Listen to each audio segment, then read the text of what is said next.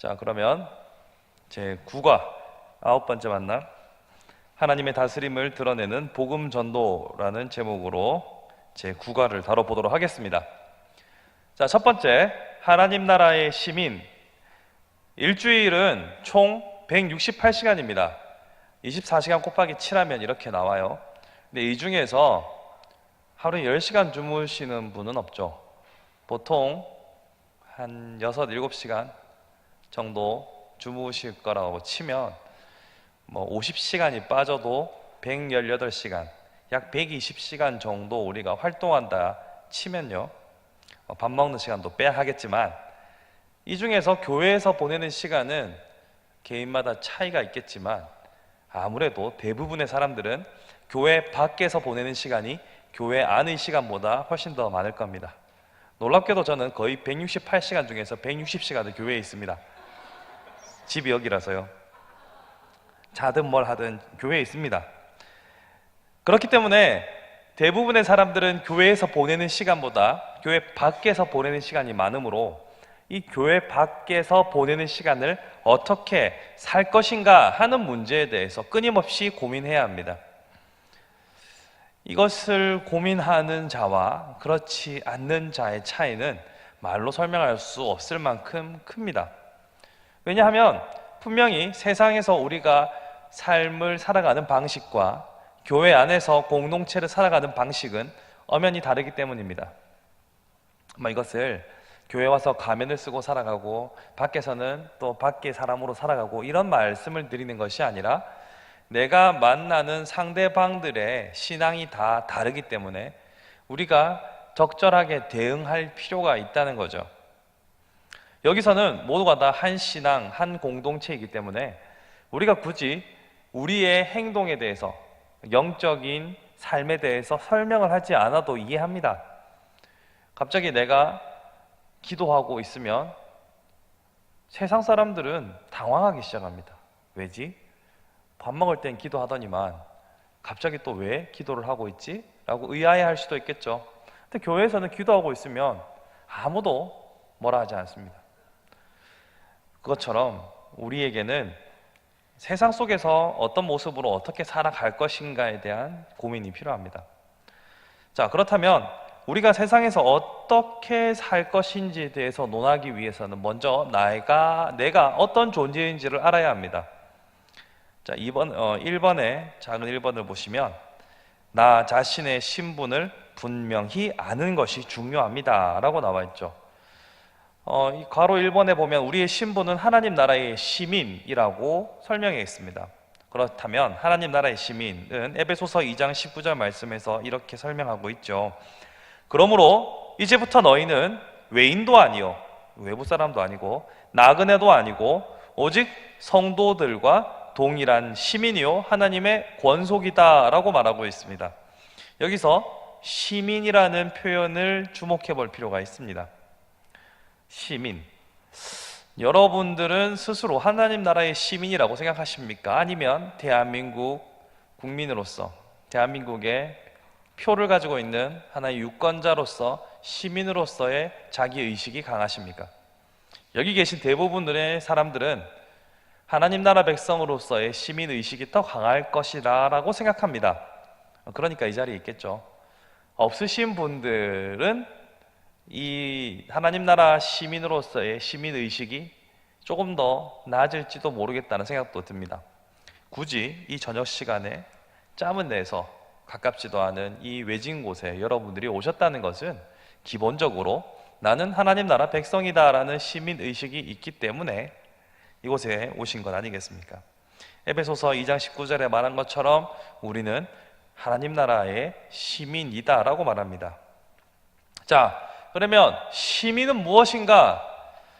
여기서 시민이라고 했을 때 저는 시에 살지 않아요. 전 기장군에 살기 때문에 군민입니다. 이렇게 하시면 안 됩니다. 이 시민은 행정적으로 도시에 속했다라는 의미가 아니라 민주주의가 실현되는 시민사회의 일원이다라는 의미로 이해하시면 됩니다. 저는 정관 기장군민입니다 이렇게 하자는 의미가 아니에요. 자, 그러면 우리는 시민으로서 하나님 나라에 속해 있는 자이라는 건데, 이 시민은 권리와 의무를 동시에 가지는 사람들입니다. 권리는 무엇입니까? 하나님의 자녀가 되는 권세, 권리, 하나님의 보호를 받을 권리. 얼마 전에 아프리카에서 한국 여성 2명이 피랍되었다가 해방이 되었습니다. 그 사건을 보면서 또 문득 옛날 소말리아 해전도 생각이 났었습니다. 해적에게 피랍됐던 우리 선박을 구출했던 작전도 생각이 나더라고요. 이 과정에서 프랑스 군인 2명이 사망했습니다. 이번 사건에서요. 물론 그 프랑스 군대는 프랑스 자국민들을 보호하기 위해 들어갔다가 우리 동포 2사람이 얻어 걸려서 해방된 거지만, 프랑스도 그렇고 우리나라도 그렇고 자국민을 보호하기 위해서 기꺼이 군사력을 동원하고 희생도 감내합니다. 왜냐하면 그것이 그 나라의 통치를 받는 또 그 백성들, 그 시민의 권리이기 때문에 국가는 책임을 다해서 목숨을 걸어서라도, 비용을 써서라도 구하는 것이죠. 이처럼 우리는 하나님의 나라의 시민이라고 하면, 하나님 나라의 백성이라고 하면 하나님께 보호받고 하나님께로부터 오는 힘을 받을 권리를 가진 사람들입니다. 제가 이렇게 말씀드리면 하나님께서는 나에게 아무런 권리를 행사하지 않으시는 것 같다라고 지금의 현실을 느끼시는 분도 있을 수 있습니다. 하나님은 살아계신 것 같기는 한데 내 처지를 보니 하나님께서 나를 방치하시는 것 같다라고 느껴지시는 분도 있을 수 있습니다. 비난하지 않습니다. 그럴 수 있어요. 삶이 너무 팍팍하고 힘들면 와, 하나님 정말 이러시깁니까? 하나님, 어떤 사람들은 교회 다니고 부자가 되어서 간증하고 다니는데 저는 뭡니까? 라는 질문이 들 수도 있습니다. 그럴 때는 기다리셔야 됩니다. 왜냐하면 하나님의 때는 우리가 알 수 없기 때문에 어쩔 수가 없어요. 제가 여러분들이 아파서 힘들어가지고 찾아왔을 때, 성도님 혹시 지금 해결하지 못한 죄가 있지 않습니까? 아직도 끊지 못한 죄가 있는 거 아닙니까? 제가 이렇게 말하면 여러분 어떠시겠어요? 아, 저거를 죽일까 살릴까 속으로 막, 와, 저걸 목사라고 제가 진짜 막 이런 마음이 들 수도 있겠죠. 그것은 하나님의 때가 있기 때문에 하나님께서 지금 나에게 통과해야 할 시험이 있다면 지금은 하나님의 손길이 없는 것처럼 느껴지는 순간이 있을 수도 있습니다. 제가 이번 주 화요일 날 새벽 설교할 때 바울이 돌에 맞아서 2번이나 죽을 뻔했던 이야기를 말씀드렸던 적 있죠. 마찬가지로 스데반도 돌에 맞아서 걔는 죽었습니다. 걔라고 하니까 좀 그렇죠. 스데반 집사님은 사망하셨습니다. 그 순간 하나님께서 함께 하셨습니까? 안 하셨습니까? 함께 하셨죠. 여러분 지금 돌을 맞고 있는 심정이라고 하신다면 그 가운데도 하나님이 계시다는 사실을 인정하고 끝까지 견뎌내는 것이 믿음입니다. 견뎌내는 것이 쉽지 않습니다. 그렇지만 그리 하셔야만 하나님의 뜻을 이룰 수 있다는 것을 기억하시고, 먼저 하나님께서 우리를 지키시고 우리를 보호하신다는 사실을 잊지 마십시오. 한 가지 명백한 것은 하나님께서 보호하고 지키시기 때문에 결코 우리는 구원에서 탈락되지 않는다는 사실입니다. 하나님께서 하나님의 자녀로 택하셨고 하나님 나라의 백성으로 삼으셨으면 하나님은 결단코 우리를 구원에서 떨어지게 하지 않으십니다. 죽어봐야 알지 뭐 이런 게 아니에요. 하나님께서 내게 믿음을 주셨으면, 내게 참 믿음을 주셨으면 내 아버지 하나님께서는 나를 친히 아들이다, 딸이다 라고 부르셨기 때문에 결코 포기하지 않습니다. 사람의 부모는 자녀를 종종 포기하기도 합니다. 오늘 밥 먹다가 또 목이 맥히더라고요. Save the Children에서 5살짜리 어린아이를 소개하는데 심장병이 걸려가지고 수술을 몇 번 더 받아야만 하는데 받으면 이제 정상 생활을 할 수 있대요. 그런데 이 아이의 병원비가 많이 드니까 부모가 자식을 버렸어요. 맨 처음에 태어났을 때 호적도 등기를 안 해가지고 무적 상태의 아이가 병원에 방치되고 버려졌던 것을 기관이 맡아서 이제 후원을 받아서 수술을 한다는 거죠. 그걸 보고 있으면서 아니 어떻게 자기 자식을 저렇게 버릴 수 있는가, 온갖 생각이 많이 들었습니다. 마음이 많이 안 좋더라고요. 그렇지만 내 아버지 하나님은 절대 우리를 버리시지 않습니다. 저번 시간에 제가 말씀드렸죠. 완벽한 사랑, 참 아가페의 사랑을 우리는 배워가는 것이다 라고 말씀드렸는데, 그 사랑은 하나님께로부터 온 것이잖아요. 그 하나님의 사랑이 있기 때문에 지금 나에게 앞이 보이지 않고 캄캄하고 막막하다 하더라도 하나님께서는 우리를 자녀 삼으셨고 시민으로 삼았기 때문에 그 특권을, 그 권리를 계속 놓치지 않도록 하십니다. 그런데 권리만 있는 게 아니에요. 의무도 있습니다. 자, 하나님의 나라의 백성을 살아간다면 그 나라의 법을 따라야 합니다. 여러분들은 현재 대한민국 국민으로서 대한민국의 법을 잘 지키고 계시죠? 대답을 선뜻 못 하실 수도 있습니다. 네, 여러분들도 사람이 없으면 빨간불을 때 건너게 되고 손에 있는 쓰레기는 아무도 없으면 버리게 되죠. 저는 절대로 그러지 않습니다. 없죠. 은혜가 됩니다. 한편으로는 나만 그렇지 않다라는 위로가 되죠. 근데 제가 손 들었잖아요. 그런데 저도 아닙니다. 저도 한 번씩 교통신호는 어찌 그렇게 위반하기 쉬운지요. 이게 영상 자료로 올라가면은 제가 문제가 될 수도 있나요?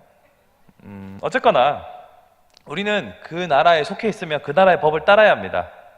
비록 내가 소속이 대한민국 국민이지만 미국에 가면 또 미국의 법을 따라야 하겠죠. 우리는 하나님 나라에 속해 있기 때문에 우선적으로 하나님 나라의 법을 따라야 합니다. 네, 이게 법을 알아야 법을 따르거든요. 법을 모르면 법을 지킬 방법이 없습니다. 착하게 마냥 산다고 해도 이게 모르면 불법이 될 가능성이 많습니다. 그래서 우리는 하나님의 나라 백성으로서 율법을, 규례를 알아야 하고 그 규례를 지켜야 할 의무를 가집니다. 정리하면 우리는 하나님 나라 백성으로서, 시민으로서 특권도 가지고 의무도 가지고 있는 존재다라는 것을 먼저 알아야 합니다. 자, 그런데 이 하나님 나라라는 것이 참 어렵습니다.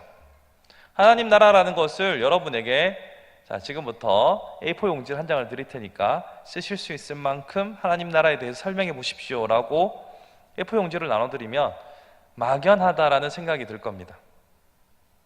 하나님 나라라는 개념은 참 어렵습니다. 생각보다 뭔가 알듯한데 잘 모르겠어요.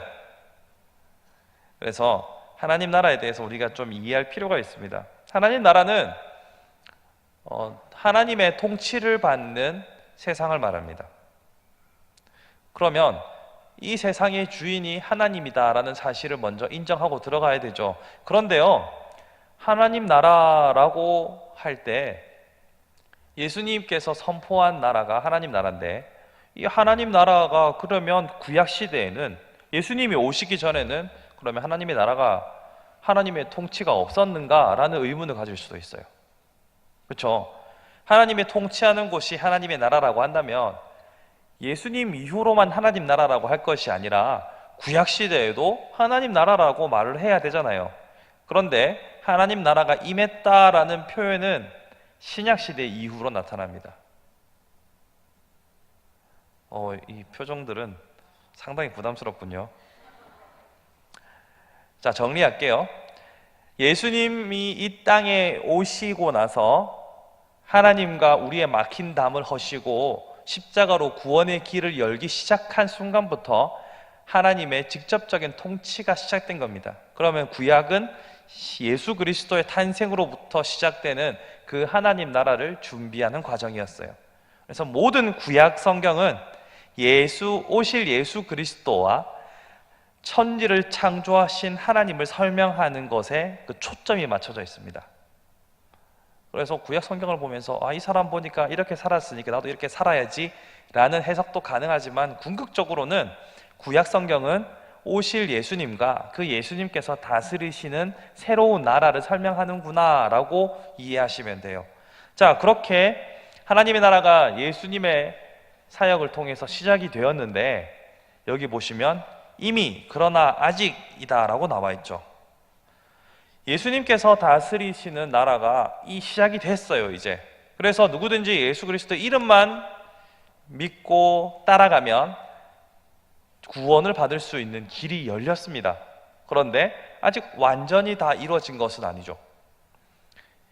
하나님의 나라가 완전히 회복된 모습은 처음 하나님께서 만드신 에덴 동산의 모습을 기억하시면 됩니다. 하나님과 관계가 완전히 회복되어 있고 사망이 없으며 영원히 고통 없는 그 모습으로 완전히 회복된 건 아니에요. 그러니까 우리는 하나님의 나라를 살아가면서 동시에 세상을 살아가는 사람이 되었죠. 이것을 이미 그러나 아직이라는 표현으로 already but not yet이라는 유명한 표현이 있는데 그렇게 사용합니다. 그래서 우리는 지금 이 시대를 겸하여 살아가는 이 시대를 어떻게 살아갈 것인가에 대한 지혜가 필요합니다.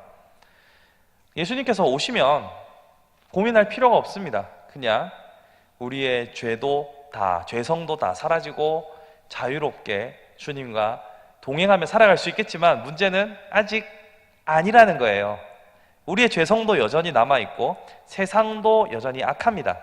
그럼 이 세상에서 어떻게 살아갈 것인가, 이게 우리의 고민인 거죠. 그러므로 지금의 시대를 잘 이해하는 것이 중요합니다.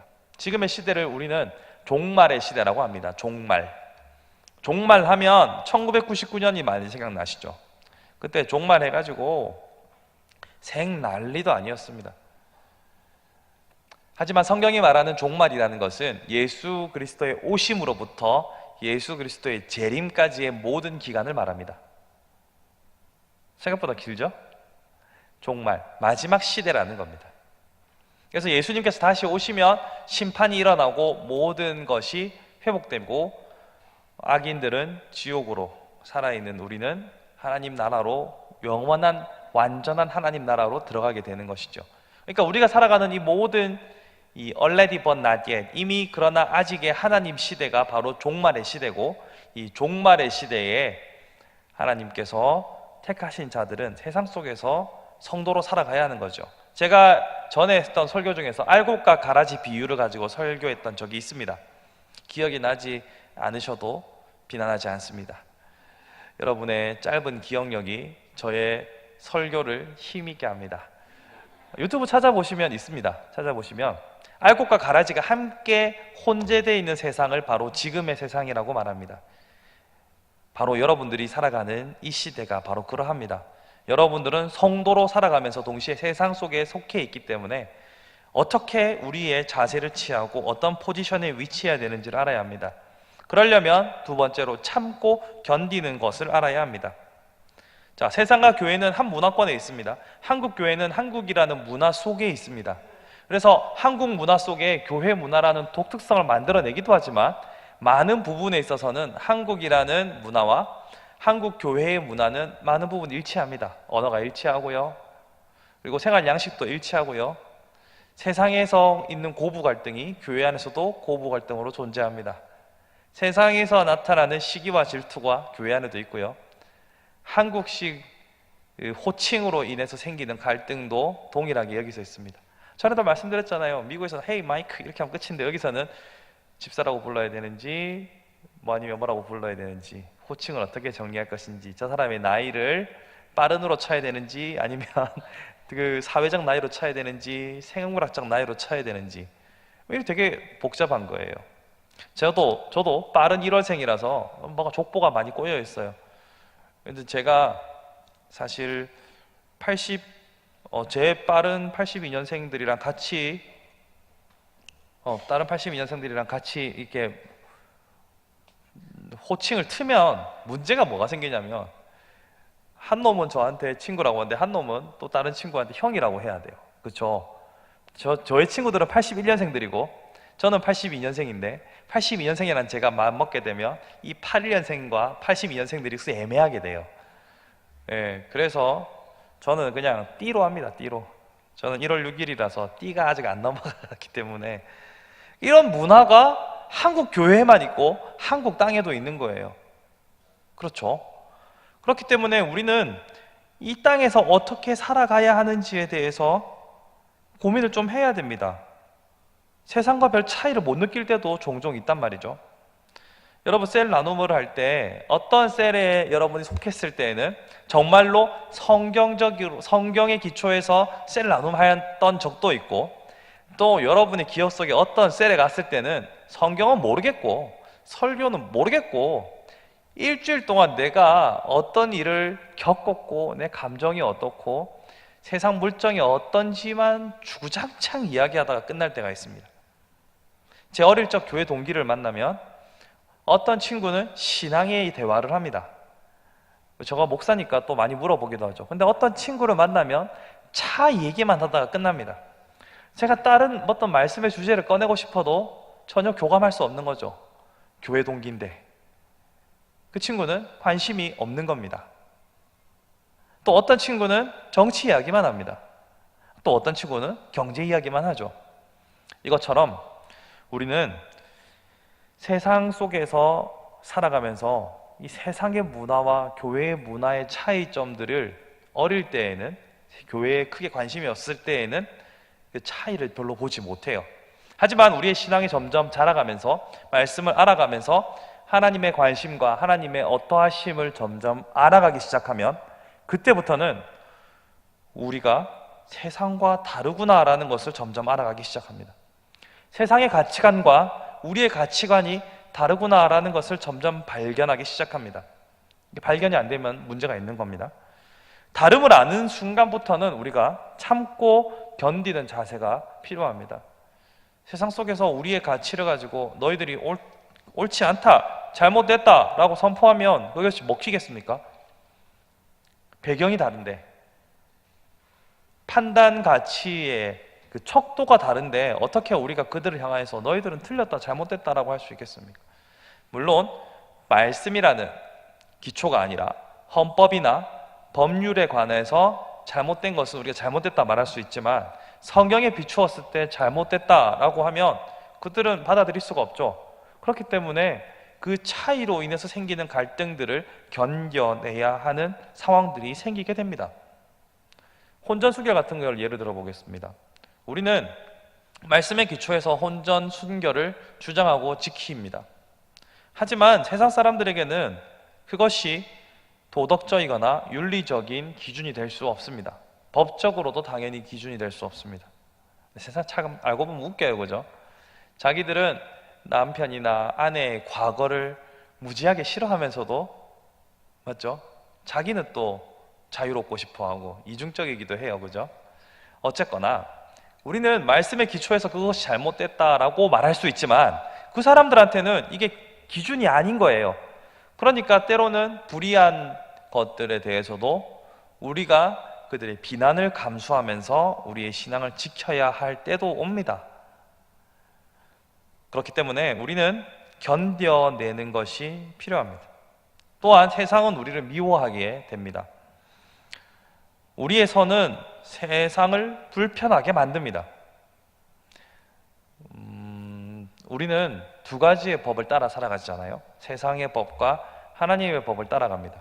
우리는 하나님의 법을 더욱 중요하게 여기기 때문에 세상의 법을 어기는 것에 대해서도 이 하나님의 법을 위반하는 것으로 간주하기 때문에 우리는 더욱더 엄격하게 법을 따라갑니다. 여기서 엄격하게 법을 따라간다는 것은 하나님께서 나를 보고 계심으로 세상의 법도 누가 보든 보지 않든 바르게 지켜야 한다라고 배워왔습니다. 물론 여러분들이 그렇게 살아가고 있는지는 저야 모르죠. 어쨌거나 우리는 아무도 보는 이가 없을 때라도 준법 정신을 투철하게 가져야 한다라고 배워왔습니다. 그렇게 배운 대로 실천하면 아무도 보지 않을 때, 문제가 되지 않을 때 법을 가볍게 어기는 사람들과 갈등이 생기게 됩니다. 야, 그거 관행적으로 해오던 거야. 야, 그건 법일 뿐이고 누가 아냐 라고 관행적으로 해오던 것에 대해서 내 신앙 양심으로 거부하게 되면 그때부터는 모난 돌이 되는 겁니다. 여러분 그런 경험들 다 해보셨죠? 우리는 우리가 가진 가치를 바르게 실천할 때 생기는 이런 아픔들이 분명히 있습니다. 또 뿐만 아니라 우리가 그들을 향하여서 베푸는 선도 때로는 악용될 때가 있습니다. 정말 큰 은혜를 받고 기쁨과 감동을 얻어서 이 복음을 전파하는 자로 살아야겠다 싶어가지고 매일 일찍, 좀 더 일찍 출근해서 다른 사람들의 사무실에 자리를 막 청소해주고 탕비실에 막 컵들도 씻어놓고 세팅하고 막 이렇게 나를 섬겨야지, 내 나름대로 섬겨야지 하고 막 하잖아요. 그러면 어느 순간 이게 호구 잡힙니다. 내가 내 의무로 내 역할이라서 한 게 아니라 섬기려고 한 건데 어느 순간 내가 이걸 그치게 되면, 안 하게 되면 뭐라 합니다. 이 말은 우리의 선의가 늘 선한 결과를 나타내지 않을 때도 있다는 거죠. 나는 정말 좋은 의도로 섬기려고 한 건데 나의 선한 의도를 이용해 먹는 사람들은 세상에 널렸습니다. 나는 정말 좋은 의도로 도와준 건데 틈만 나면 나를 이용해 먹으려고 하는 사람들이 세상에 널렸습니다. 그래서 세상이 우리를 미워한다는 의미에 있어서 단순히 그들의 죄를 드러나게 하는 것뿐만 아니라 우리를 호구 잡는 사람들도 있다는 것을 우리는 알아야 합니다. 어쩔 수 없어요. 세상은 강한 자에게 약하고 약한 자에게 강합니다. 한번 호구가 잡히고 나면 아주 만만하고 호의가 계속되면 권리인 줄 알고 덤벼드는 것이 세상입니다. 그런 세상에서 우리가 하나님의 자녀로서, 하나님의 백성으로서 그들에게 선의를 지속적으로 베푼다는 것은 결코 쉽지 않습니다. 어려워요. 그럼에도 불구하고 이 땅에 사는 하나님의 백성이라면 그런 고통을 감내할 준비를 해야 한다는 것이 중요합니다. 자, 그러면 이 하나님 나라의 새로운 시민권과 그 사명이 뭔지를 봐야 됩니다. 자, 우리의 시민권이 어떤 건지를 한번 봅시다. 자, 하나님 나라 다스림 안에 들어간다는 것, 하나님 나라 시민이 된다는 것은 대단한 변화입니다. 근데 이 변화된 지위에 대해서 베드로전서 2장 9절과 10절은 이렇게 말합니다. 베드로전서 2장 9절 10절 말씀을 보시면, 그러나 너희는 택하신 족속이요 왕같은 제사장들이요 거룩한 나라요 그의 소유관 백성이니 이는 너희를 어두운 데서 불러내어 그의 기이한 빛에 들어가게 하신 이의 아름다운 덕을 선포하게 하려 하심이라.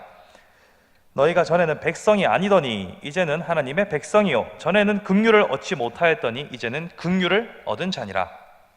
자, 보시면 우리가 전에는 어두움에 있던 사람이다 라고 말합니다. 사실 전에 어두움에 있었던 적이 없었던 사람도 있습니다. 일명 모태신앙. 자기는 언제 어두움에 있었는지 잘 몰라요. 사실 그렇게 크게 어둠에 가지도 않았어요. 뭔가 잘못된 일을 하기에는 들은 설교가 너무 많은 거예요. 그래서 아예 막 탈선도 못하고 그렇다고 열정도 없고 아주 애매한 포지션에 있는 사람도 있습니다. 그런 분들은 크게 와닿진 않겠지만 내가 1세대다 하시는 분들은 내가 전에 얼마나 어둠이었는가를 절감하실 겁니다. 그만큼 우리는 극적이고 드라마틱한 변화를 경험한 사람인데 이 변화에 있어서 하나님께서 우리를 긍휼히 여기시고 불러주셨다는 사실이 중요합니다. 그대로 머물러 있었으면 우리는 어떤 삶을 살았을지 사실 잘 모릅니다. 그리고 모태신앙이라 하더라도 한 번씩 이렇게 크게 은혜 받을 때가 있잖아요. 예상치 못하게 은혜를 받아가지고 나도 좀 정비를 해야겠어. 내 모태신앙이 이대로는 안 되겠다라고 도전을 받는 경우도 오잖아요. 이 모든 것들이 하나님의 긍휼하심이다라고 말합니다. 왜 긍휼하심입니까? 이런 신분의 극적인 변화가 없으면 우리는 너무나 고통스러운 삶을 살아가기 때문이죠.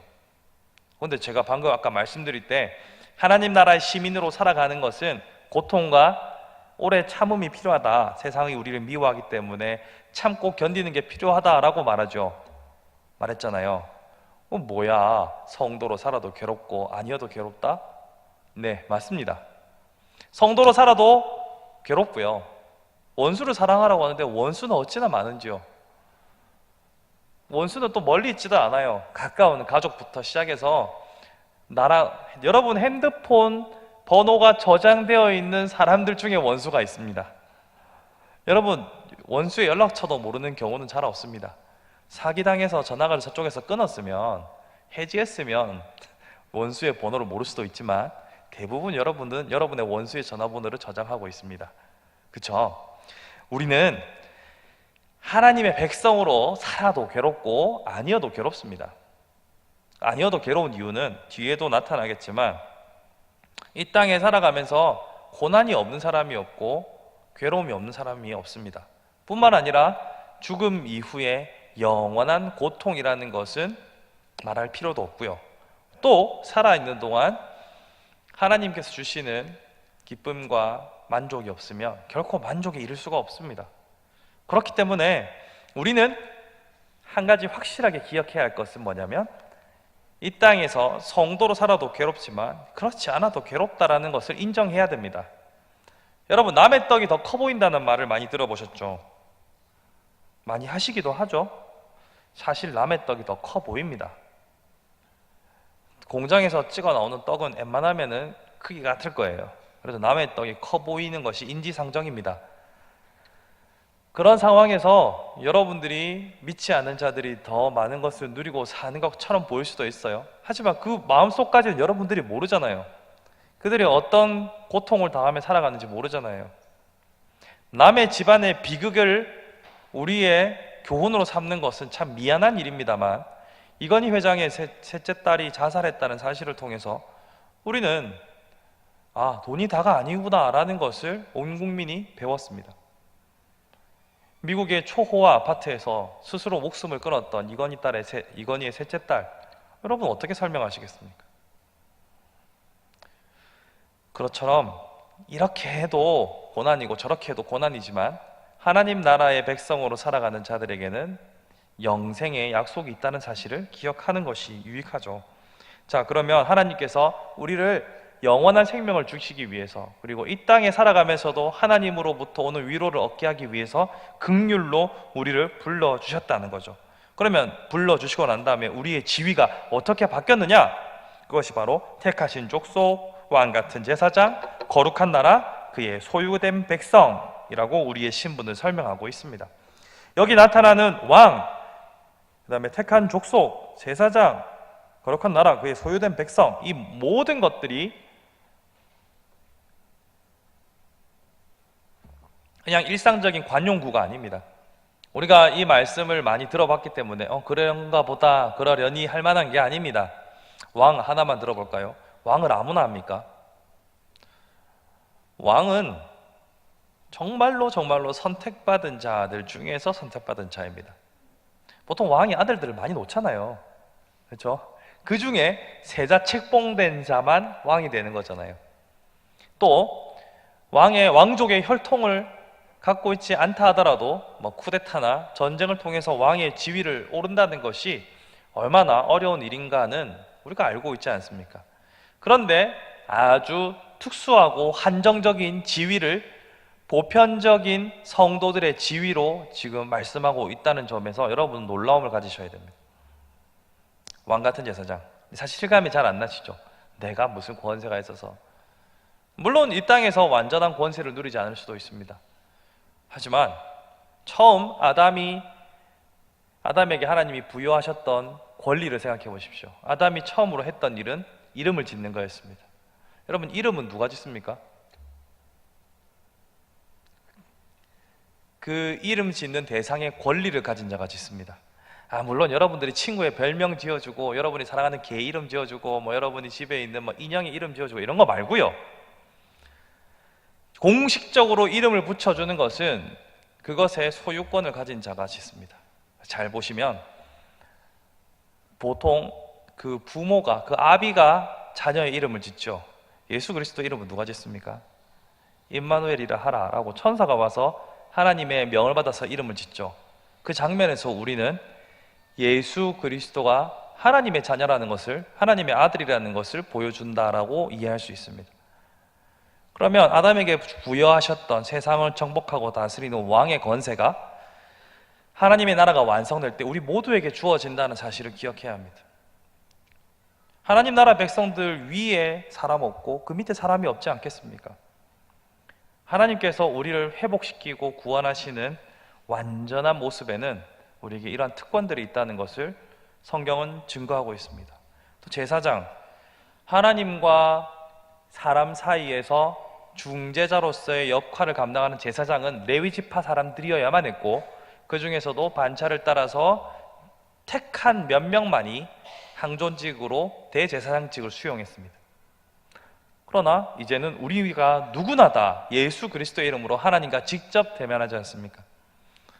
여러분들이 기도할 제목이 있으면 중보자로서 저를 찾는 것이지, 목사를 찾는 것이지, 하나님한테 이것 좀 말씀해 주이소라고 저한테 오시진 않지 않습니까? 바로 하나님께서 우리의 신분을 이렇게 변화시킨 것입니다. 그렇기 때문에 우리는 우리에게 주어진 권한을, 특권을 누리는 사람이 되어야 합니다. 오타가 있네요. 이니? 이거 지우세요. 이게 왜 있을까요?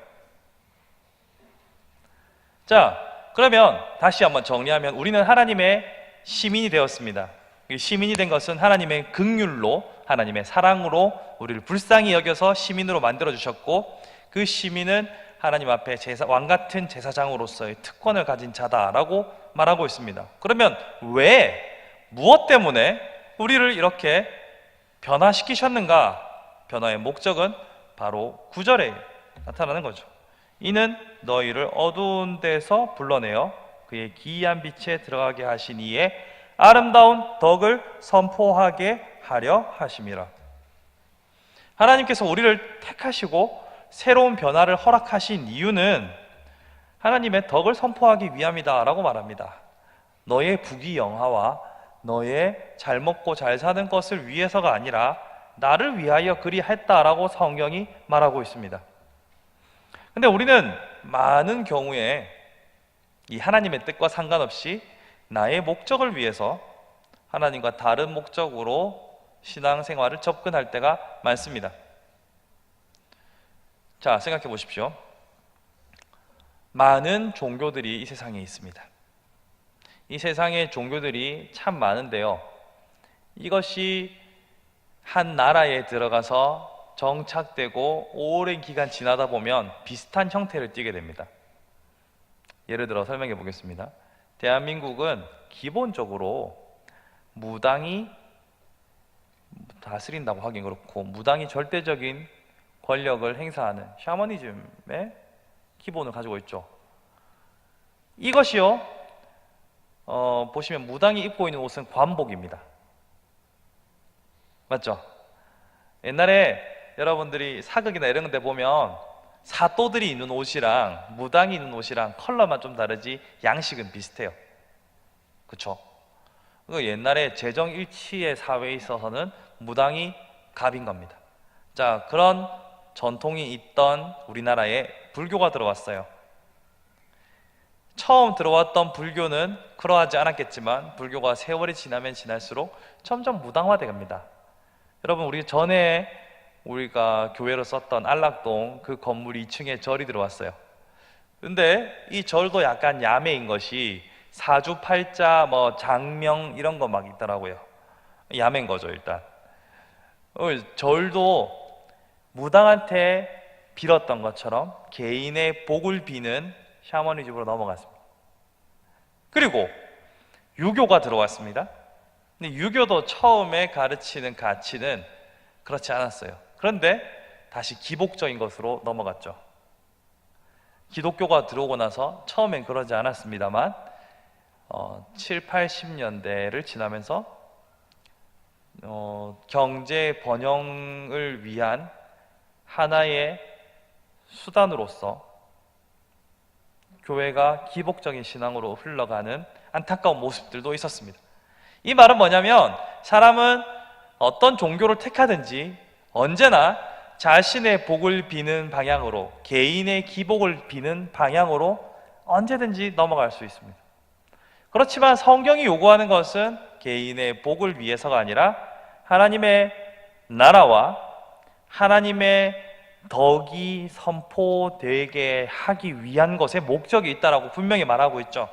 그러면 우리는 무엇과의 싸움이냐라면 내가 믿는 신앙이 하나님을 위해서인가 아니면 나를 위해서인가를 고민해야 합니다. 많은 경우에 우리는 하나님을 위해서라고 말을 하지만 마음속 깊은 곳에서는 나를 위해서일 때도 있어요. 내가 이렇게 열심히 섬기고 내가 이렇게 봉사하고 살아가면 내 자식들이 복 받겠지. 내가 이렇게 헌신되게 살아가면 하나님께서 내게 복을 주시겠지 라는 마음이 깔려있다 치면 그 중심을 보시는 하나님께서 뭐라고 하실까요? 속 보인다 임마 이렇게 안 하시겠어요? 내가 네 속이 보이는데 어떻게 네가 원하는 걸 줄 수 있겠니? 라고 하시지 않겠어요? 여러분, 상대방의 마음이 읽힌다면 사실은 잘 안 읽혀요. 그렇죠? 10길 물속은 알아도 어떻게 한 길 사람 마음속은 모르지만 어떻게 알게 됐다 칩시다.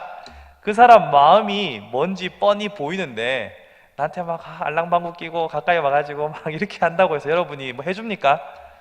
에라이 막 그렇게 되는 거잖아요. 입장을 바꿔서 하나님 보시기에 여러분 마음이 훤히 다 보이시는데 여러분들이 하나님께 뭔가를 막 구한다고 해서 하나님이 주시겠습니까? 그걸 준다면 그것은 버린 자식입니다. 그렇기 때문에 우리는 변화의 목적을 잘 기억해야 합니다. 다시 말해서 이 땅의 백성이 아니라 하나님 나라의 백성으로 우리를 변화시킬 목적을 잘 알아야 합니다. 그것은 하나님의 덕을 널리 선포하기 위해서, 이것을 우리가 흔히 쓰는 표현으로 하면 하나님 나라의 하나님의 영광을 위해서 우리는 살아야 한다는 것이죠. 자, 그러면 3번으로 넘어가서 하나님의 다스림을 누리며 알리기. 여기서 중요한 것은 알린다라는 것입니다. 여러분, 펜을 들어서 피차 복종한다는 것이 이거를 지우세요. 오타입니다. 저번 주 거예요. 너무 인간적이지 않습니까? 오타가 2개나 나오고 죄송합니다. 자, 1번 하나님의 다스림을 받는 사람들의 축복. 자, 제가 아까 말씀드렸던 것처럼 믿어도 힘들고 안 믿어도 힘들어요. 근데 뭔가 이게 베니핏이 있어야, 뭔가 유익이 있어야, 뭔가 실질적인 이득이 있어야 신앙생활에 좀 힘을 얻을 수 있잖아요. 어떤 이득이 있느냐?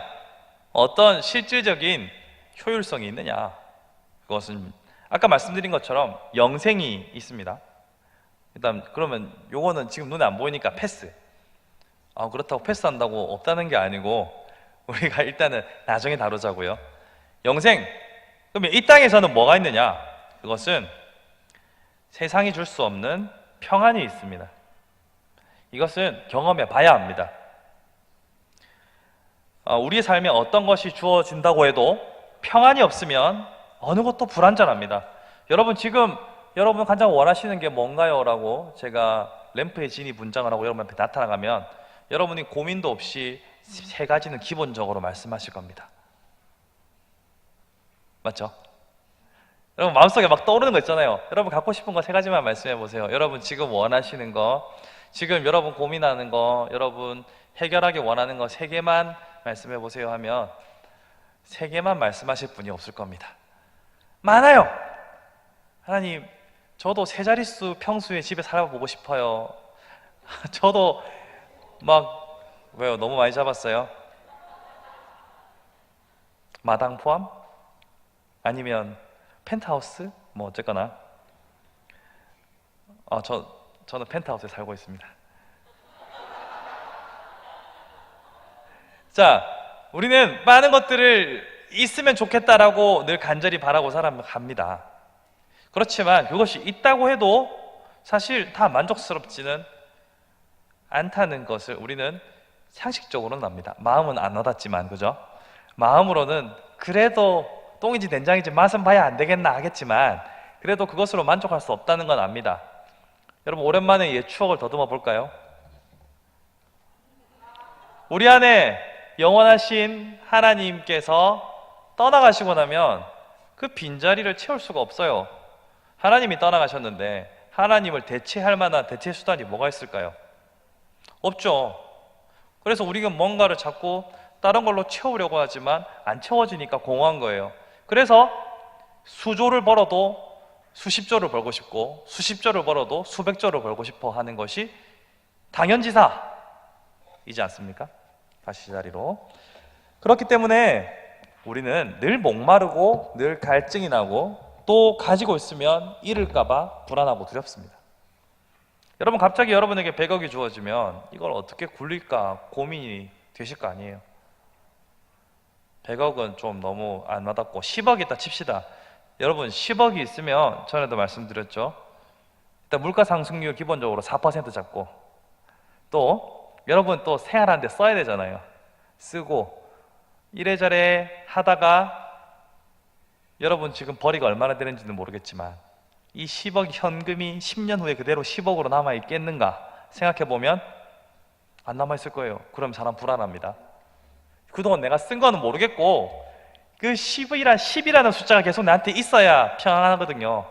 근데 이게 안 그렇단 말이에요. 물가 상승률도 있고 나도 쓰는 게 있으니까 씀씀이가 안 커지겠어요? 그러면 남은 5억으로 이제껏 누린 5억을 못 보고 남은 5억 때문에 괴로워하실 겁니다. 동의하십니까? 그렇죠. 10억을 10년 후에 5억만 남겨도 여러분 성공하신 겁니다. 씀씀이가 얼마나 커질 건데요. 그것처럼 우리는 이 세상에 어떤 것이 있어도 평안이 없으면 아무것도 아닙니다. 근데 아까 처음 하나님과 분리되었다가 다시 하나님으로 채워진 사람은 영원하시고 무한하신 하나님이 내 안에 들어오셨기 때문에 하나님께서 주시는 평안을 누릴 수 있습니다. 이 평안이 바로 샬롬이고 그 샬롬이 우리 안에 있을 때에만 우리는 세상에서 참된 만족을 할 수 있습니다. 바울이 그 없는 가운데서도 자기가 가진 모든 경력과 지식과 재산을 배설물로 여길 수 있었던 것은 그 하나님께서 주시는 평안이 있었기 때문에 가능했던 것입니다. 마찬가지로 오늘 하나님께서 주시는 평안이 내게 없으면 여러분들이 어떤 성취를 이룬다고 해도 결코 만족하실 수 없을 겁니다. 그렇게 불만족이 쌓여가는 삶에서 나타나는 것이 우울증이나 자괴감이나 여러 가지 형태로 나타날 수 있겠죠.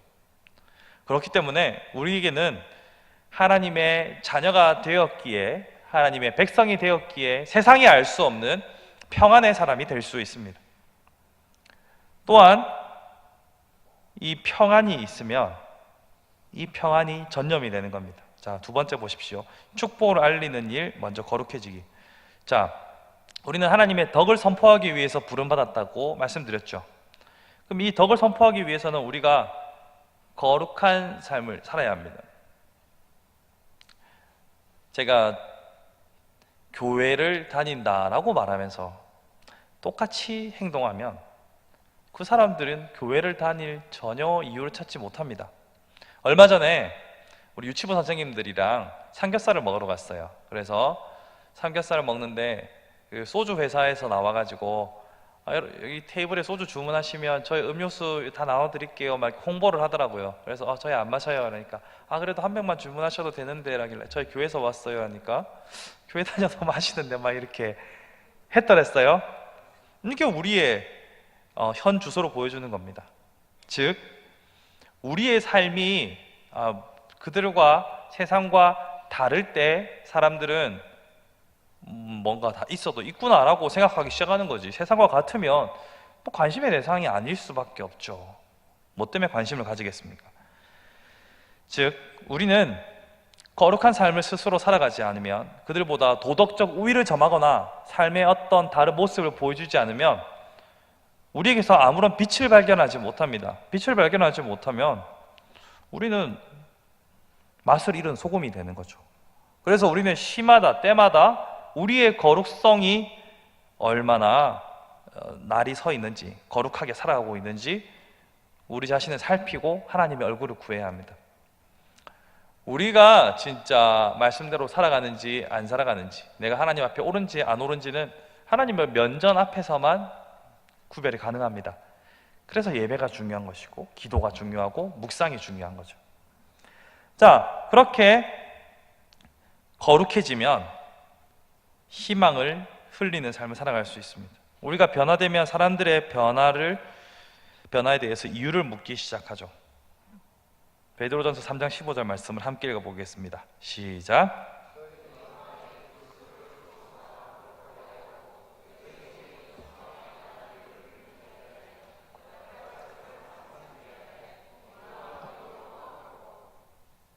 자, 보세요.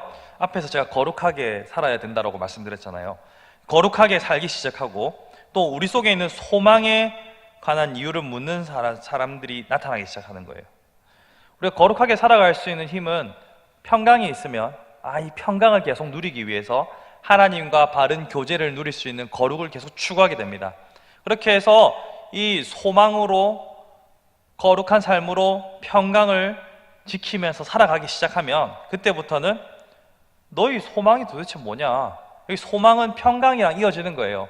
미래에 대한 확신이 있으니까 지금 평안한 거잖아요.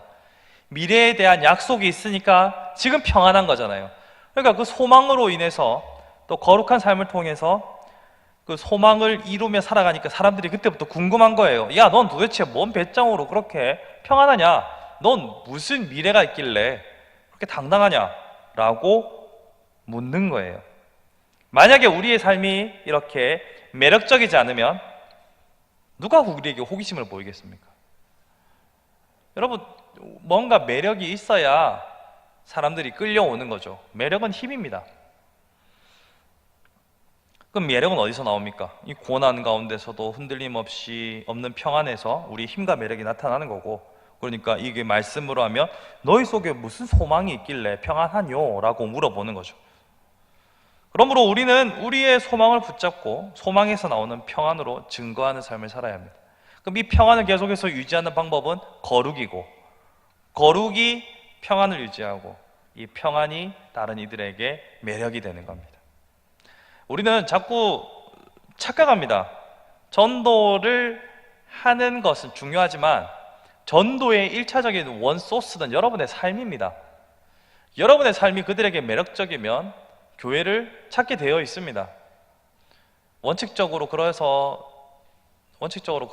그런 거 쉽지 않다라고 하실 수도 있지만 이것은 어쩔 수 없습니다.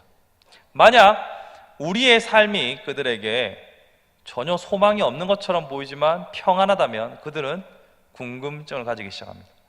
더 나아가서는 두려움을 가지기 시작합니다. 그리고 그들에게 평안이 사라졌을 때 우리가 갖고 있는 그 평안을 추구하기 시작합니다. 그게 전도입니다. 우리는 뭔가 지금 거꾸로 되어 있습니다. 하나님께서는 우리에게 땅끝까지 이르러 내 증인이 되라, 가서 제자를 삼으라 라고 했던 그 말만 기억하는 것이지, 지금 내가 하나님과 어떤 관계를 맺고 있는가, 내 삶에서 빛과 소금의 그 역할을 제대로 하고 있는가에 대해서는 많이 놓치고 살아갑니다. 아닙니다. 우리가 빛이 되었을 때 그 빛을 보고 찾아오는 것이고, 우리가 소금이 되었을 때 거기서 치유가 나타나고 거기에서 신앙의 맛을 알게 되는 겁니다. 그렇기 때문에 우리는 이 평안을 지켜야 하고 평안을 지키기 위한 거룩한 삶을 이어가야 합니다. 이것이 선순환을 이루어가면 우리를 통해서 사람들이 몰려옵니다. 만약 이것이 선순환이 일어나지 않으면 우리는 세상에 속했으나 맛을 잃은 소금으로 존재감이 사라지는 거죠.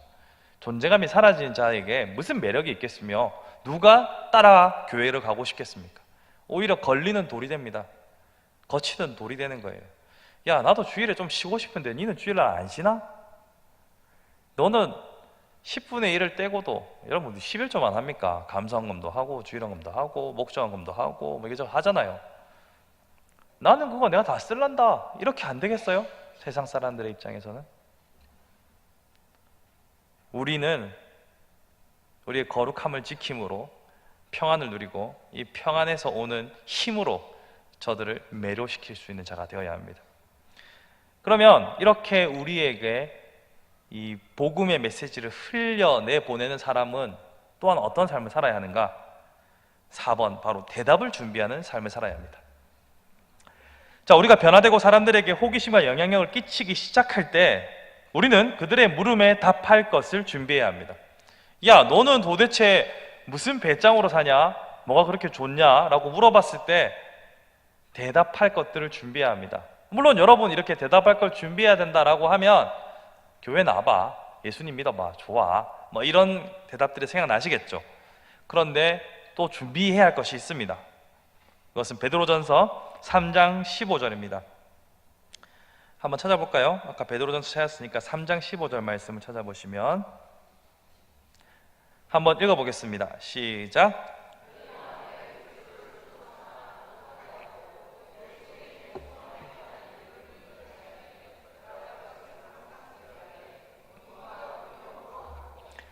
자, 항상 대답할 것을 준비하는데 뭘로 하냐면 온유한 마음과 두려워하는 마음으로 준비하라라고 말합니다. 이 부분에 있어서 우리는 조금 고민을 해야 할 필요가 있습니다. 우리가 신앙에 너무 확신이 있을 때는 어떤 실수를 범하냐면 그들이 질문했을 때는 나름의 고민이 있어서 질문을 하는 겁니다. 근데 그들을 향하여서 온유한 마음으로 하는 것이 아니라 질책하듯이 아니면 내가 답을 알고 있다는 듯이 거만한 마음으로 접근하게 되면 복음이 막힙니다. 뭔 소린가 하시는 분도 있겠지만 여러분 옛날 지하철에서 전도를 당해보신 기억이 있을 겁니다. 그렇지 않아요? 저의 경험을 한번 생각해 보면 전도하시는 분께서 저한테 막 이렇게 나눠주는 거예요. 그래서 저 교회 다녀요 이러니까 그런데 왜 이러고 있어? 전도 안 하고 이렇게 욕을 먹었던 적이 있어요. 할 말이 유구무원이죠. 저는 왜 이러고 있냐면요 뭐 이렇게 설명할 수도 없잖아요. 거기서 빨리 내려야지. 그런 복음에 대한 강한 확신을 가지고서 상대방에게 강압적으로 하시는 분들이 있습니다. 그래서 어릴 적에 교회 선생님들한테 윽박지를 당해가지고 교회 안 간다고 한 제 친구들이 몇 명 있습니다. 예수천당 불신지옥을 너무나 강하게 외친 나머지 학을 떼고 안 가는 친구들도 있습니다. 여러분, 우리가 가지고 있는 신앙은, 우리가 가지고 있는 이 진리의 말씀은 때로는 선포해야 하겠지만 대부분의 경우 그들을 향하여서 온유한 마음으로, 그들을 사랑하는 마음으로 전해야 합니다. 우리의 신앙의 경험과 개인의 경험에 기초하여서 모든 답을 알고 있는 것처럼 그들에게 다가서서는 안 됩니다. 물론 여러분들이 지난날의 경험을 통해서 뻔히 보이는 경우도 있어요. 그렇다고 해도 함부로 말하시면 안 됩니다. 여러분, 바보한테 바보라고 하면 됩니까? 안 됩니까? 헷갈리세요? 여러분, 친구들한테요 이 바보야 이럴 때는 그 친구가 진짜 바보입니까? 아니죠. 근데 바보한테 진짜 바보라고 하면 여러분 어떻게 됩니까? 먼저 사회적으로 매장을 당하겠죠. 근데 여러분 말에 틀림이 있습니까? 팩트죠. 바보 보고 바보라고 했으니까 A는 A다라고 말했으니까 맞는 거죠. 그럼 어떻게 됩니까? 매장 당하죠. 바로 그겁니다. 우리가 가지고 있는 진리가 아무리 숭고하고 옳다 한다 하더라도 우리는 사랑의 마음으로 친절하게 우리의 복음을 전해야 합니다. 이제 그러다 지옥 간대 이러면은 곤란합니다. 매우 곤란합니다. 다시는 교회 근처에 오지도 않을 수도 있습니다. 여러분, 지옥 자꾸 소환하지 마세요. 기왕 전도할 거면 그 소망과 평안과 기쁨과 천국과 좋은 것들로 하셔야지. 니 그럼 지옥 간대, 니 천벌 받는데, 니 그러면 뭐 좀 그런 부정적인 용어로 꼭 그렇게 협박을 해서 데리고 오셔야겠습니까? 물론 그런 필요도 있을 때도 있습니다만 그렇게 했을 경우에 성경이 요구하는 온유한 마음으로 대답하는 것인가 생각해보면 여러분 가슴에 손을 얹고 나는 온유했던가? 아니잖아요. 물론 여러분이 그랬다는 게 아니고 그런 케이스들을 예를 들었을 때, 그러므로 우리는 언제든지 친절하게 우리가 가지고 있는 진리에 대해서 설명해 줘야 합니다. 그리고 대부분 그들의 삶의 정황에서 우리는 답을 못 줘요. 우리는 진리이신 예수 그리스도를 알고 있습니다만 그들의 상황에 필요한 대답을 우리가 다 갖고 있지 않습니다. 근데 마치 다 아는 것처럼 함부로 말하면 반감만 더 사게 돼요. 그럴 수도 있겠네. 근데 나는 해보니까 그렇더라. 나는 니도 내 상황 알잖아. 그런데 내가 예수님을 믿기 때문에 지금을 버틴다. 니도 내처럼 버틸 수 있으면 좋겠다. 이게 우리의 온유한 태도입니다. 니 딱 내가 보니까 니 딱 그대로 하다가는 3대가 망하게 돼 있어. 니 지옥 가. 무조건 교회 온나? 니 내일부터 교회 온나? 이렇게 하면 당장 지금부터 교회를 절대 안 갑니다. 여러분, 온유한 자세로, 온유한 마음으로 준비를 해야 합니다. 두 번째로 두려워하는 마음이 있어야 합니다. 무엇을 두려워해야 할까요? 바로 그 영혼을 사랑하는 마음, 영혼의 소중함을 아는 두려운 마음으로 대답해야 합니다. 때로는 우리가 상대방을 전도의 대상자로서, 수단으로서 생각할 때가 많습니다. 아닙니다. 하나님은 사랑의 대상으로서 믿지 않는 이웃을 우리에게 주셨습니다. 이 차이를 잘 구별하셔야 합니다. 근데 사랑하니까 전도하지 뭐 이렇게 하시면 아니에요. 여러분이 상대방을 사랑의 대상으로 생각하는가, 전도의 대상으로 생각하는가는 엄연한 차이가 있습니다. 사랑의 대상으로 여기고 대하는 사람에게는 그리스도의 향기가 묻어나고, 단순히 숫자를 위한, 전도를 위한 수단으로 생각하는 자에게는 돈 냄새가 날 수도 있습니다. 상대방이 그렇게 느낄 수 있다는 거죠. 그래서 내 전도해가지고 네가 뭐 얻어 먹으려고 이렇게 할 수도 있어요. 여기에 우리는 두려운 마음을 가져야 합니다. 저 한 영혼이 천하보다 귀한데 내 행실이 어떠할까? 그리고 이것을, 우리의 중심을 보시는 하나님 앞에서 두려운 마음을 가져야 합니다. 하나님께서 내 마음을 아실진데 하나님 보시기에 나는 어떠한가? 이 두려운 마음을 가져야 합니다. 그래서 두려워하는 마음은 두 가지로 보셔야 돼요. 첫 번째는 그 영혼을 향한 두려운 마음이 있어야 되고, 두 번째는 내 중심을 보시는 하나님 앞에서 두려운 마음을 가지셔야 합니다. 자, 그러면 이것은 개인적으로 준비할 것이고, 두 번째, 개인의 증거를 더 강력하게 만드는 교회. 자, 오늘날 교회가 점점 규모가 조금씩 줄어들고 있고, 교회가 세상에 많은 비난을 받는 데는 다 이유가 있죠. 그것은 교회가 세상에 하나님을 비추어주는, 하나님을 보여주는 창이 되어야 하는데, 창문이 되어야 하는데, 세상은 교회라는 이 창문을 통해서 하나님을 보는데 창문이 되지 못해서입니다.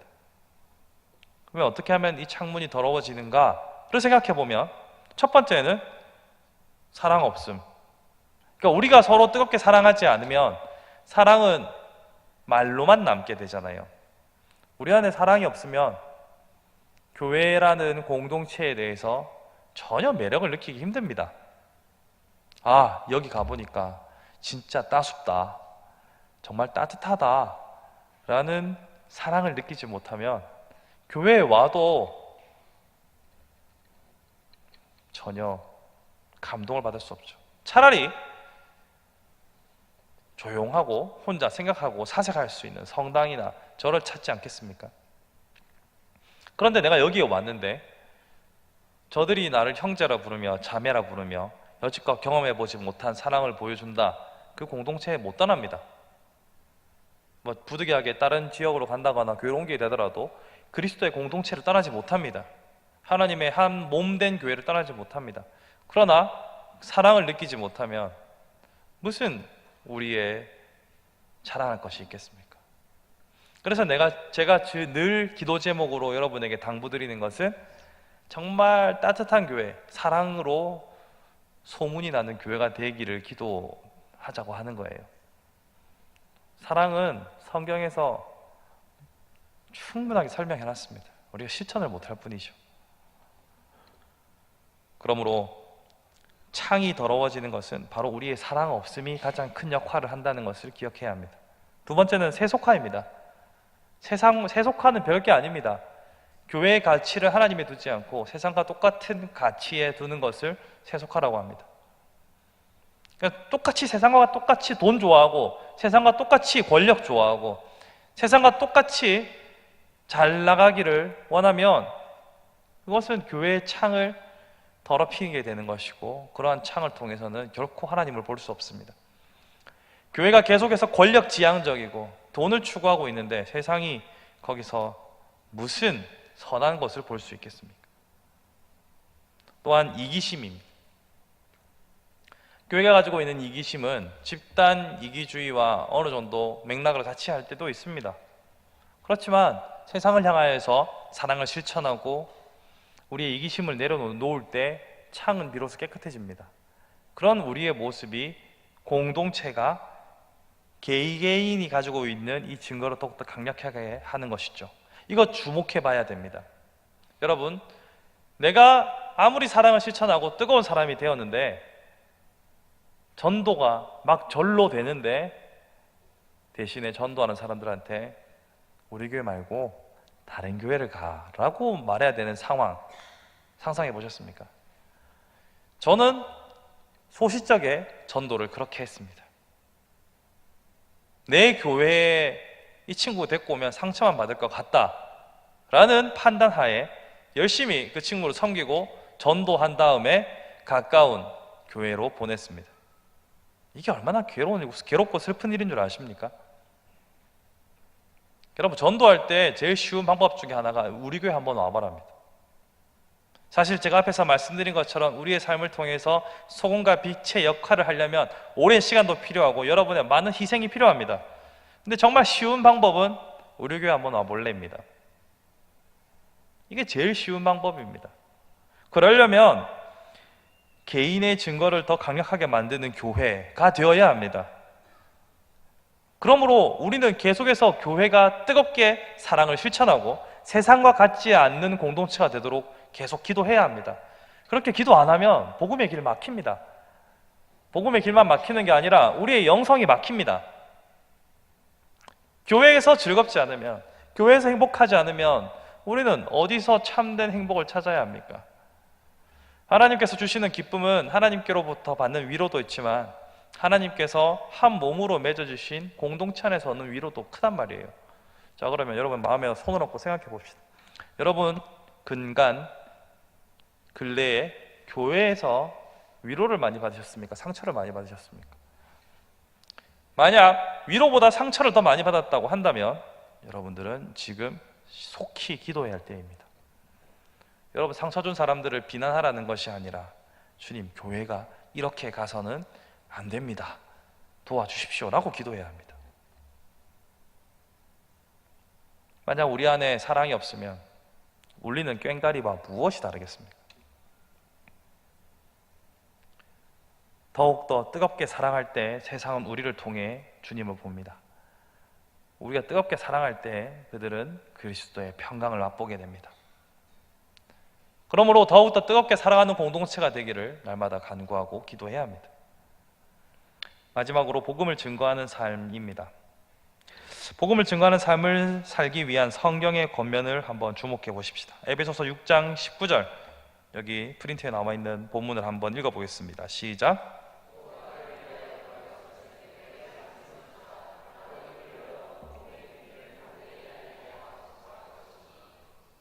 자, 바울도요, 이 복음을 전하는 삶을 살기 위해서 도움을 구합니다. 나를 위하여 구할 것은 내게 말씀을 주사 나로 입을 열어 복음의 비밀을 담대히 알리게 하옵소서 할 것이니. 자, 내게 말씀을 주사 나로 입을 열어, 이것은 하나님의 역사입니다. 성령 하나님의 역사입니다. 성령 하나님께서 말씀을 주시고 성령 하나님께서 입을 열어 복음을 전하게 하셔야 우리가 복음이 전해집니다. 죽어도 입이 안 열어질 때가 있습니다. 내가 저 사람 전도는 해야겠는데 죽어도 입이 안 떨어질 때가 있습니다. 그런데 내가 저 사람한테는 전도하기 싫은데 저 친구가 우리 교회 오면은 우리 교회 망할 것 같아 싶은 생각이 드는데도 나도 모르게 복음을 전할 때가 있습니다. 야, 세상 사람 다 믿어도 니는 교회 오지 말고 지옥 가라 싶은데도 그 친구한테 복음을 전해야 될 때도 있습니다. 성령님이 하시는 거죠. 자, 전에도 말씀드렸죠. 저의 소심하고 가장 효과적인 복수법은 니한테 절대 전도 안 할 거다, 이거였잖아요. 기억나시죠? 처럼 나는 복음을 전하기 싫은데 하나님께서 입을 열어 복음을 전하게 하실 때도 있습니다. 성령님이 하시는 거죠. 그래서 바울이 지금 구하는 것은 도우시는 성령님을 간구하고 있습니다. 내가 어디에 가서 어떤 방식으로 어떻게 복음을 전할지 성령님께서 내 입을 열어주시고 내 입에 말씀을 담아주시고 내 입을 열도록 하지 않으시면 복음이 전해지지 않는다는 것을 그는 압니다. 그래서 성령님의 도움을 구하는 것이죠. 내가 복음을 전하는 자니까 내가 외치면 되겠지, 단순한 그런 논리가 아닙니다. 그 모든 일조차도 하나님께서 사명으로 주셨지만 그 모든 일조차도 하나님께서 주도적으로 하셔야 된다라는 신앙 고백입니다. 여러분들이 이 땅에서 성도로 살아가는 그 모든 일들도 여러분의 깡과 의지만으로 하는 것이 아니라 성령님 기꺼이 그리하게 하옵소서, 성령님 내가 용납하게 하옵소서, 성령님 내가 기도하게 하옵소서 구하셔야 합니다. 그렇게 구하면 인격이신 성령님께서 우리를 더욱더 강하게 주도해 주십니다. 성령님은 인격이시기 때문에 우리가 구하지 않으면 우리의 자아가 점점 더 커지면 우리가 하고 싶은 대로 내버려 두십니다. 성령님은 그렇게 강권하시는 분이 아닙니다. 강압적으로 하시는 분이 아닙니다.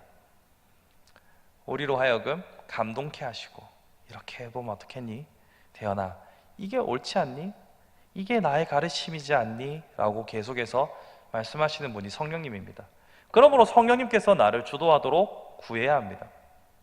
두 번째로 동역자들의 기도입니다. 자, 복음을 전하는 일은 개인적인 힘만으로는 힘든 일입니다. 그래서 바울도 나를 위하여 구할 것은 이라고 말하고 있죠.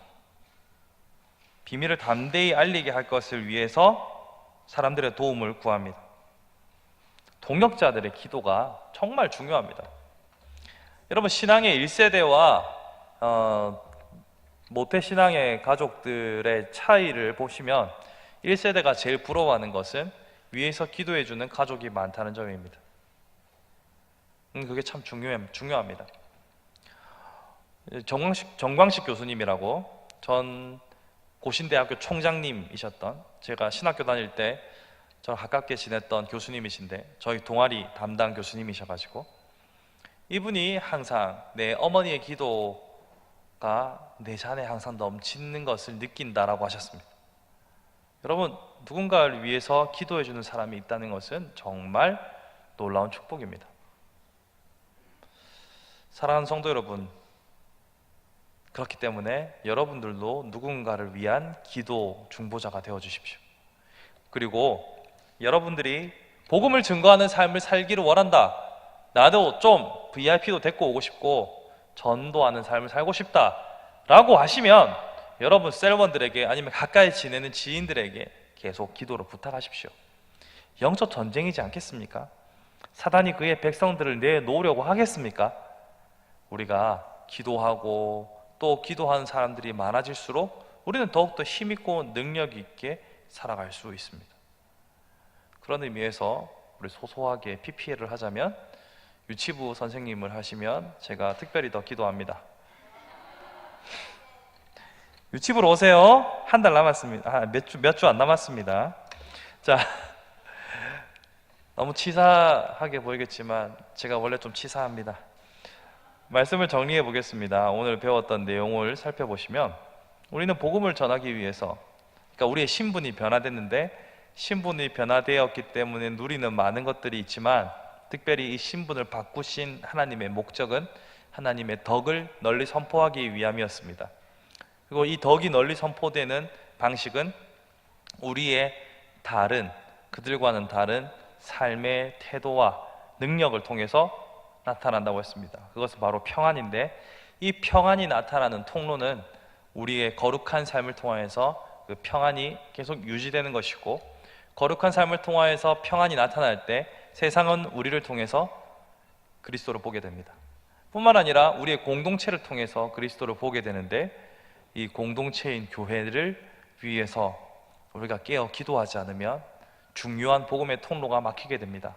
그러므로 교회가 그 창이 어두워지지 않도록, 창에 이물질이 끼지 않도록 사랑을 실천하는 공동체, 또 서로가 서로에게 세상적 가치관을 물들지 않도록 하는 공동체가 되도록 우리는 계속 기도해야 합니다. 마지막으로 서로가 서로를 위해서 기도하는 중보의 사역이 있을 때 우리는 더욱더 힘있고 능력 있는 복음의 전달자로 살아갈 수 있습니다. 마지막으로 여러분들에게 한 가지만 당부를 꼭 드리고 싶습니다. 여러분 기도하실 때, 교회를 위해 기도하실 때 꼭 빼먹지 마시고 정말 뜨겁게 사랑하는 교회가 되게 해달라고, 모든 구성원들이 정말 진실된 주님의 사랑을 실천하는 공동체가 되게 해달라고 기도하시기 바랍니다. 그렇게 해서 정말 우리 함께하는 교회가 사랑으로 널리 소문이 나는 교회가 되었으면 좋겠습니다. 그런 사랑이 넘치는 공동체의 일원이 되고 싶지 않으십니까? 그런 사랑을 실천하는, 기도만 할 것이 아니라 먼저 사랑을 실천하시는 저와 여러분들이 되기를 축복합니다.